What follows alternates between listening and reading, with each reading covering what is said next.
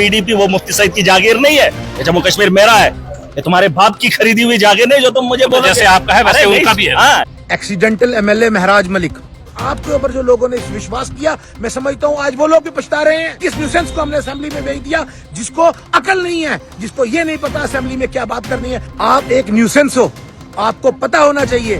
बहुत अफसोस की बात है आज जिस तरह से आपने हमारे कायद और इस रियासत की एक जानी मानी शख्सियत जिसका इस पॉलिटिक्स में जम्मू कश्मीर में 50 साल का कंट्रीब्यूशन है, जिसके कंट्रीब्यूशंस की बात ना सिर्फ हिंदुस्तान में बल्कि बाहर के मुल्कों में भी लोग करते हैं कि जम्मू कश्मीर को किस तरह से उन्होंने पीस और डेवलपमेंट प्रोग्राम में आगे बढ़ाया, किस तरह से मुफ्ती साहब ने यहाँ के नौजवान के लिए एम्प्लॉयमेंट में जो है काम किया। उस मुफ्ती मोहम्मद सईद की शख्सियत के ऊपर आज आपने सवाल करने की कोशिश की है, ये बहुत बड़ी गलती आपने की है, क्योंकि आपको मालूम होना चाहिए आप हो कौन।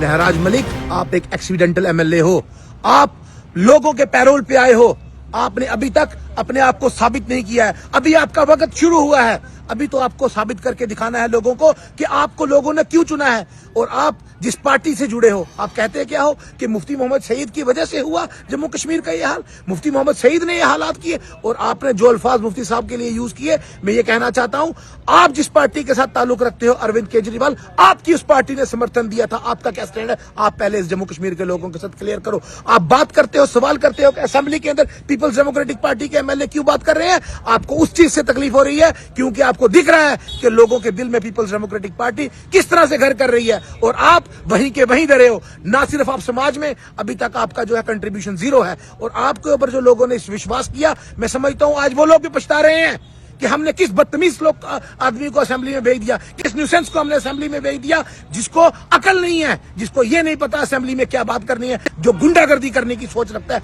जिसको ये समझ नहीं है कि वो जिस ऐवान में उसको भेजा है वहां पे पढ़े लिखे लोग तहजीब के साथ इल्म वाले लोग बात करते हैं और लोगों की बात की जाती है। मुफ्ती मोहम्मद सईद का कंट्रीब्यूशन जो बात जिस पे आपने सवाल किया, आपको पता होना चाहिए जिस खित्ता से जिस इलाका से आप तल्लक रखते हो उस इलाका के लिए अगर जाके चेक करें कि मुफ्ती सईद की क्या कंट्रीब्यूशन है। सबसे बड़ा कंट्रीब्यूशन मुफ्ती सईद का तब था 2015 में जब मुफ्ती मोहम्मद सईद ने यहाँ के चीफ मिनिस्टर थे, Chenab valley fund development programme Mufti साहब ने वहां पे लाया था। अरे हमारे इलाका की हम बात करते हैं, पीर पंजाल के लोगों के लिए जो है मुफ्ती साहब ने जो काम किया पिछले 70 साल से आज तक, ना उसके बाद ना उससे पहले किसी ने हमारे लिए काम किया।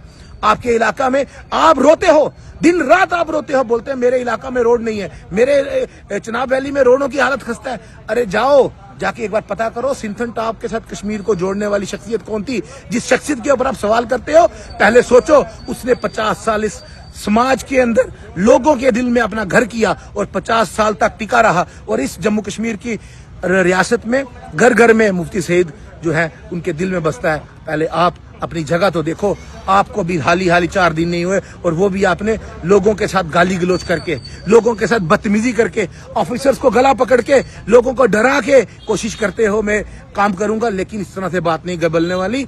आपको अपना मालूम होना चाहिए, आप एक न्यूसेंस हो और आपको लोग जो है रिजेक्ट करते हैं। और अगर आपने आज माफी ना मांगी शरेआम आके, तो मैं आपको कह देना चाहता हूं कि आपके खिलाफ जो है हम डिफेमेशन सूट बड़ी जल्दी फाइल करेंगे।